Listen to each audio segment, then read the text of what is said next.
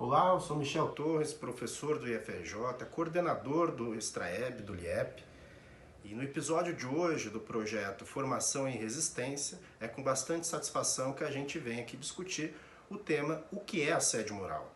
Para este episódio, a gente conta com o professor querido e amigo Roberto Eluane, da Unicamp, da Faculdade de Educação. Ele que é graduado em Direito pela Universidade de São Paulo, em Psicologia pela PUC de São Paulo e mestre em Administração pela FGV, Fundação Getúlio Vargas, doutor em Psicologia pela PUC de São Paulo e pós-doutor em Comunicação pela USP, tendo também livre docência em Teoria das Organizações pela Unicamp. Roberto Eluane também é professor associado da Nanterre em Paris.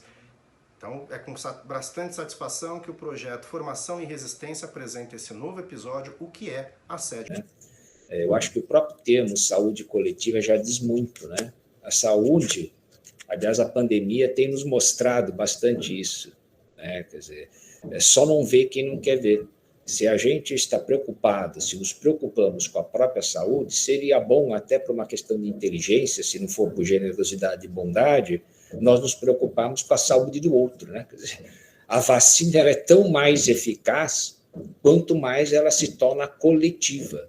Ela se torna de todos, né? Infelizmente, os nossos mandatários, alguns, né, ainda não aprenderam isso, né? Quer dizer, mas a verdade nua e crua é isso, né? Numa saúde generosa do meu grupo, eu me brindo, eu também me torno o quê? Mais saudável. Então, mais do que nunca, nós precisamos de uma saúde coletiva, de uma saúde que não seja privatizada, uma saúde gratuita, uma saúde generosa para todas as pessoas, para todos os seres humanos, né? Homens, mulheres, crianças, ricos, pobres, enfim. Eu acho que essa é a grande lição da pandemia, né? Ela esgaça uma realidade que nós já conhecíamos, mas que muitas vezes não queríamos ver. Todos nós. Eu quero só observar algumas questões, né?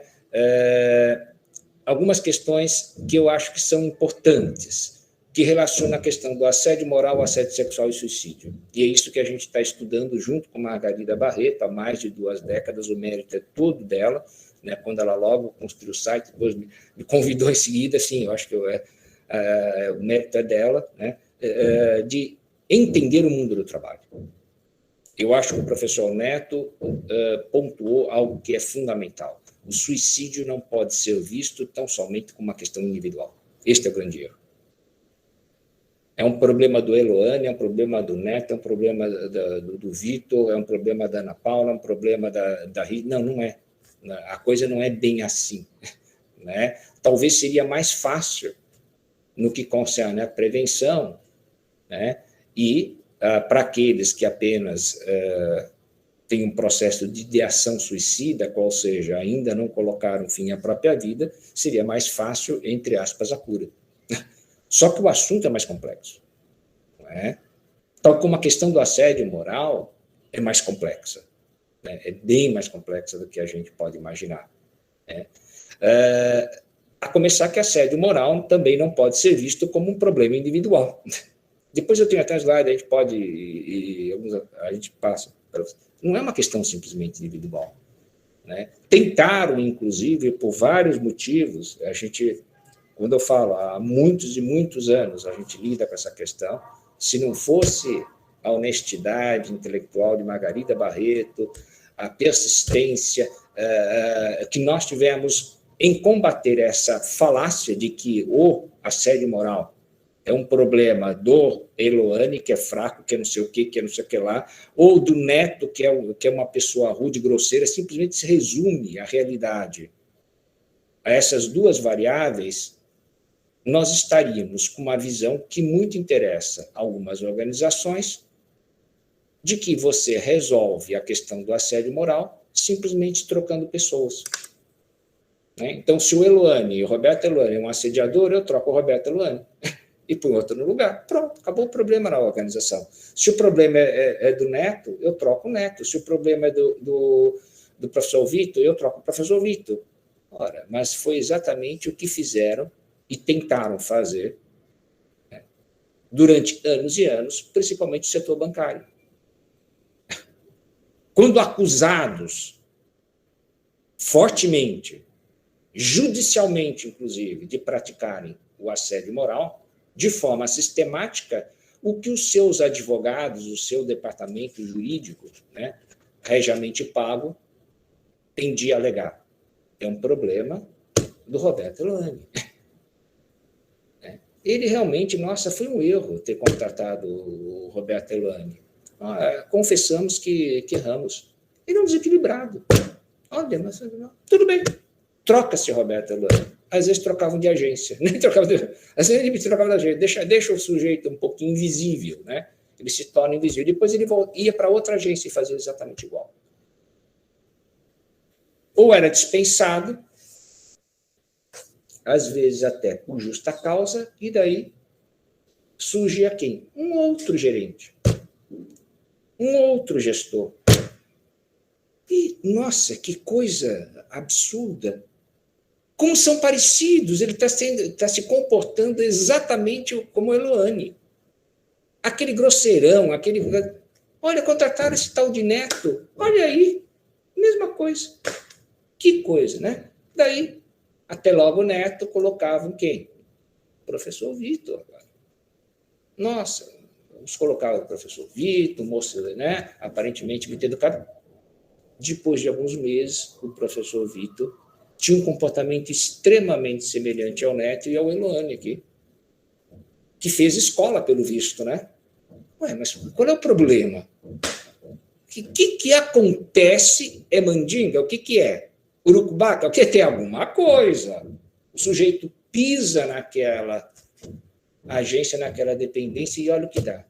E daí a gente tem trabalhado muito junto, o Ministério Público, a gente tem acompanhado algumas questões do Ministério Público, acabamos tendo até amigos ao Ministério do Trabalho. Hoje nós temos bons procuradores, sim, bons promotores, graças a Deus temos, sim, gente muito boa, né? O que eles observaram? Que isso não acontecia só na agência na qual o Elani geralmente praticava aquela violência, não. Na outra agência também, na outra também, era algo meio sistêmico. E veja bem, não eram simples desentendimentos. Não era uma questão simplesmente de um nervosinho provisório, né? Há homens também histéricos, como diriam, né? E há mesmo. Né? Até pior. Não era, não. O sujeito, depois de um tempo, ele tinha aquele comportamento totalmente inadequado. Né? Normalmente com mulheres, mas também com homens. Bom, o que nós descobrimos? Que a gente só consegue entender bem o assédio moral entendendo bem de organização do trabalho. Como ela se dá, essa organização do trabalho? Qual é o nível de competição? E depois ficou evidente que no setor bancário havia, sim, uma causa para a maior parte dessas violências. O cumprimento de metas, em verdade, absurdamente altas, impossíveis de serem cumpridas, a ponto de, muitas vezes, quando se tinha um patamar, quando se exigia-se, vejam bem, o cumprimento de uma meta, depois de alguns meses, a meta subia. O sujeito sempre era devedor. Qual a atitude dessa pessoa? Começavam a pressionar violentamente, até com ameaças, com xingos, usando de todas as estratégias para que as pessoas trabalhassem, muitas vezes das suas próprias casas, antes da pandemia, usando o próprio telefone, pressionando amigos, familiares, para que dessem a produção. E muitas vezes vendendo, inclusive é um artiguinho, que logo está saindo, vendendo produtos que eles mesmos não acreditavam e se envergonhavam de fazer, enganando os próprios clientes, mesmo os mais antigos. O que causa, sem sombra de dúvida, aquilo que se chama de sofrimento ético-político. O sujeito sabe que aquilo é uma arapuca, é uma trampa, como diziam os espanhóis, não é sério, não serve para nada, é um lixo, e você vende para aquela pessoa que você conhece há anos e anos. E geralmente você consegue fazer em relação às pessoas mais ingênuas ou mais idosas. é uma necropolítica bancária, né? Você vai, aos poucos, vai eliminando aqueles que não são, entre aspas, super sabidos, inseridos no contexto financeiro. Daí ficou cada vez mais claro, e essa foi a batalha de Margarida Barreto, né? Foi a batalha de Margarida Barreto, com a qual eu me solidarizo, estamos juntos há muito tempo, de tentarmos mostrar que o assédio moral não é uma questão individual, ele é uma questão que concerne a forma de se organizar o trabalho. Então, a lógica capitalista, como muito bem disse o Neto, a lógica, inclusive no Brasil, de um capitalismo absurdamente selvagem. Absurdamente selvagem. É a pior forma de capitalismo que permanece e vai bem obrigado, né? Vai bem obrigado, tanto que mesmo na pandemia, né, nunca se enriqueceu tanto. Poucos enriqueceram tanto. Enquanto que a classe média descendeu. A classe trabalhadora vive o quê? De auxílio. E assim vai. Bem, com isto, com esse processo frequente, crescente, tem a definição aí do assédio, né, que não é qualquer coisa, vamos deixar bem claro. Com esse processo, com essa sistemática forma de violência contra uma pessoa, na qual muitas vezes o próprio grupo acaba acreditando que você tem que, para você dispensar por justa causa ou coisa semelhante, você tem que, afinal de contas, construir uma imagem negativa daquele trabalhador. Né? Pega mal para a organização que se diz tão racional, né? Tão certinha, tão justa, eu colocar para fora apenas porque ela falhou, muitas vezes, num semestre, em relação à meta pré-estabelecida.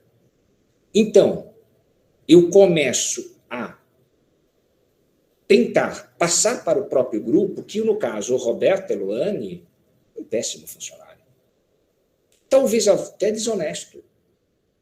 E assim, eu tenho vários ganhos secundários. Eu não só coloco aquela pessoa que não cumpriu a meta para fora, e este é o verdadeiro objetivo, como muitas vezes eu não tenho que pagar, arcar com as verbas rescisórias.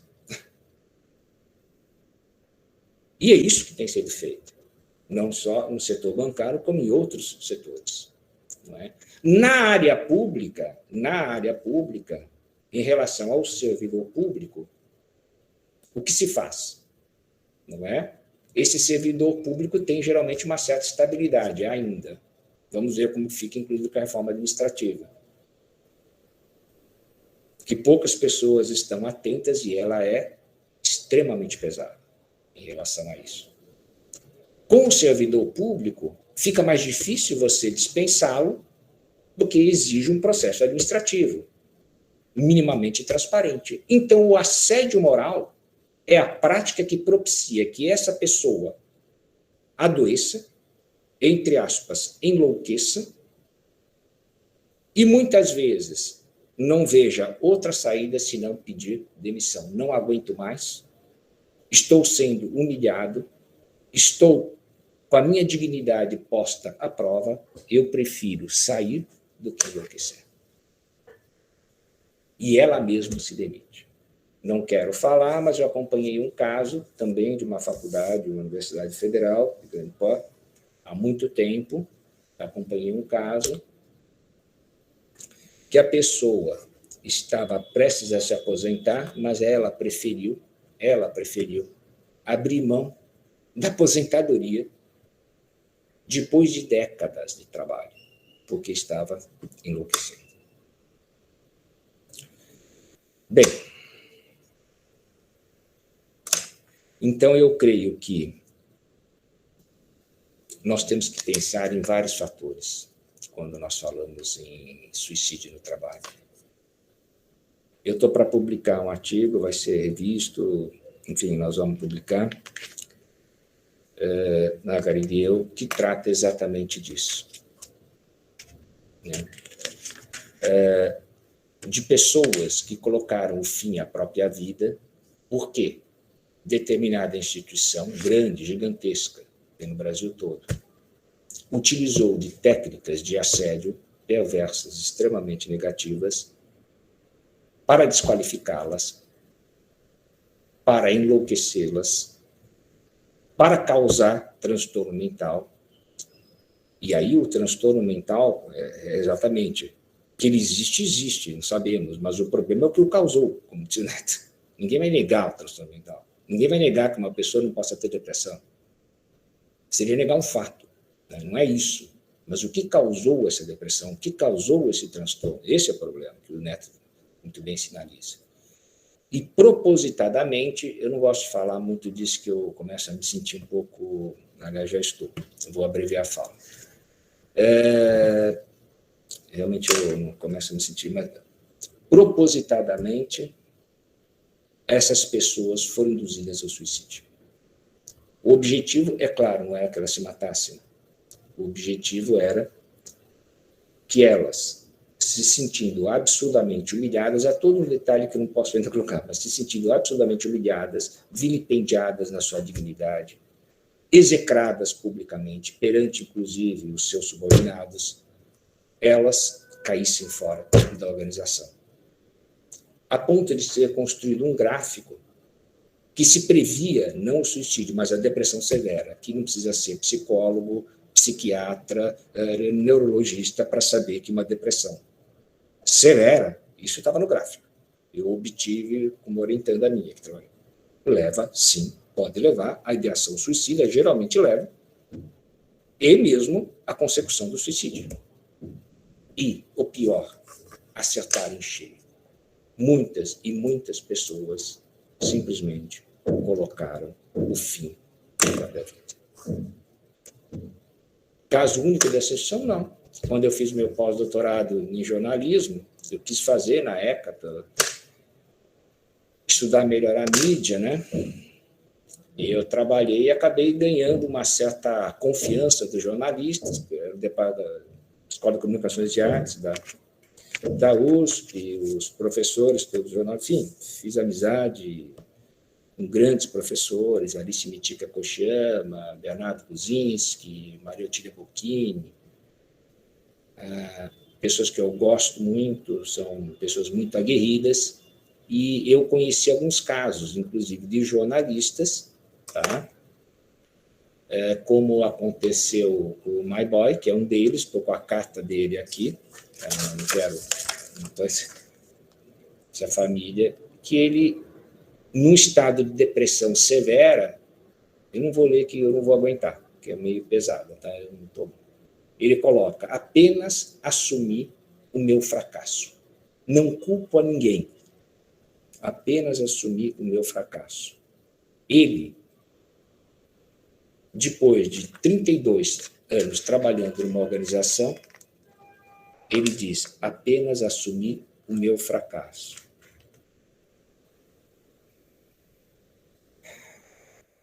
Nunca consegui me casar,